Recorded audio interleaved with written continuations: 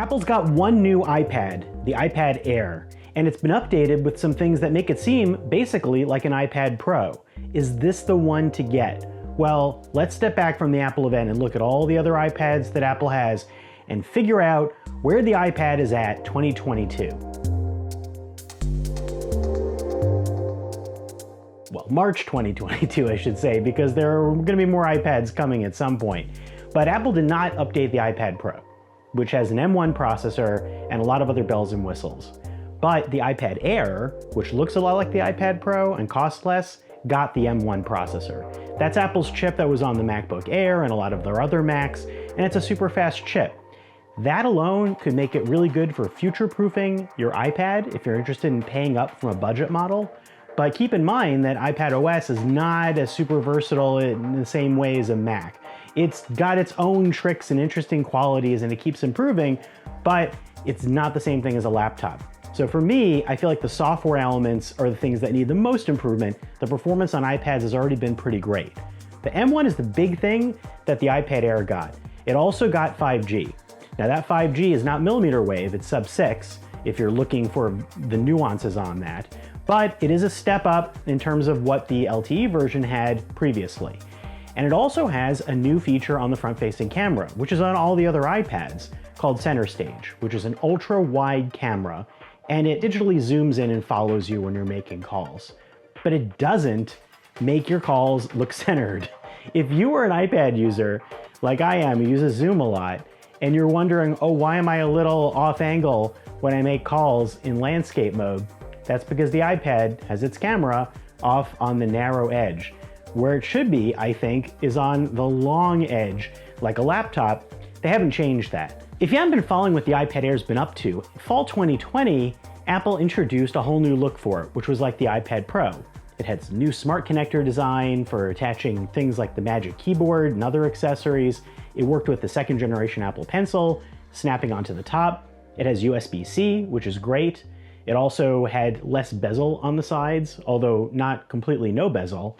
And it moved the Touch ID button off to the power button on the side. That's still really cool. That's exactly the way it is on the new iPad Air. Basically, the design is the same. The processor and the 5G part are the things that would merit the upgrade. Also, keep in mind the storage equation hasn't changed. 64 gigabytes for the base storage. You can pay up for 256 gigabytes. That's where the equation gets a little weird because Apple loves to kind of incrementally guide you up the path from one product to another till you're all the way at the top. And this is only by degrees different in price if you map out the storage. $599 is the entry point for the iPad Air, but with only 64 gigabytes of storage, that's not really enough for me to really live with, especially on a high-end iPad, which means I'm gonna go up to the 256 version, which is $750. Now, if you're paying $750 for the iPad Air, the 11-inch iPad Pro starts at $800. That only has 128 gigabytes of storage. Then you're thinking, maybe do I want to upgrade to the next version, which has even more storage? And so it goes. But that's the thing, if you're upgrading to the point where I think is the starting point at the iPad Air, realistically the 256, then you're kind of comparing against the $50 gap to the iPad Pro, which also drops down in storage a bit.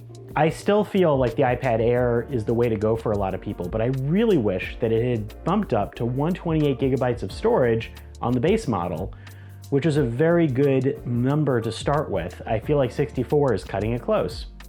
And if you're paying $600 for an iPad, you don't want to cut it close.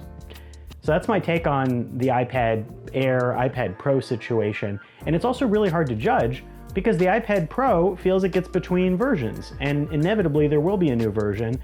Maybe that's coming this year, and maybe you don't want to miss out on that as well. Also, if you want to get 5G capabilities, you also have to pay an extra $130 on the iPad Air. That doesn't come built in.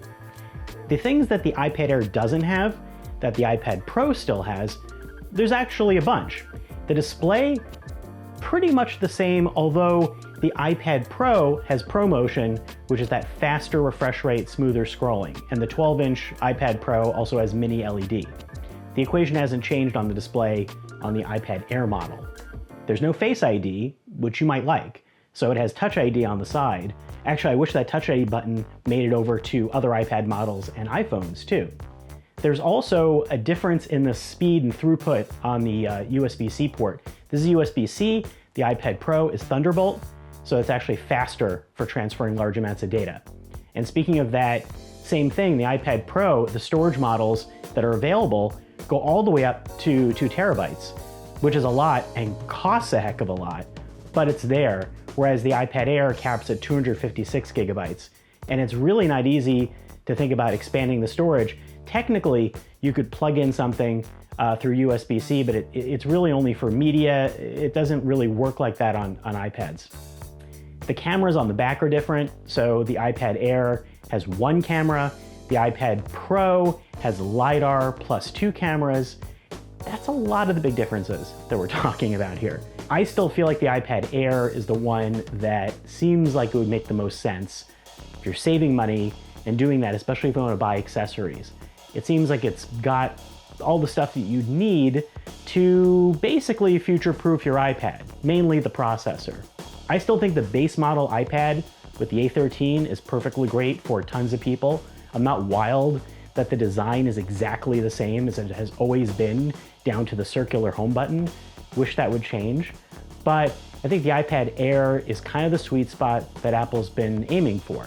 That being said, what is the iPad Pro going to bring when it's inevitably updated? Maybe Apple's waiting for some sort of M2 chip later this year. Maybe there are going to be whole new features. Would it go OLED display? I think if you're really thinking about spending up for the best iPad you can get, money not mattering, you really want to wait and see if that's going to happen. Kind of being caught in the middle right here. And again, I really want to see where iPad OS is going. I'd love for it to be more like a Mac or be more Mac compatible. There is some of that with iPadOS 15.4 that's hitting, that's going to allow universal control, which is going to allow you to basically use your iPad as a connected monitor experience for your Mac, and you could actually have your cursor move across between devices, which is pretty cool. It's not the same thing as really feeling like the iPad is running Mac experiences. And now that they all are sharing the same chip, I keep waiting for something like that to happen. I'm sorry, I do. But $600, okay, that's still a little bit expensive, but it's getting more affordable than it was before to get that M1 chip. I'll tell you more when I actually review it. I'm Scott Stein at CNET with a quick take on what you should do about the iPad Air, which, by the way, is going to be available March 18th. Thanks for watching. If you have any comments, leave them down below and we'll respond. Thanks.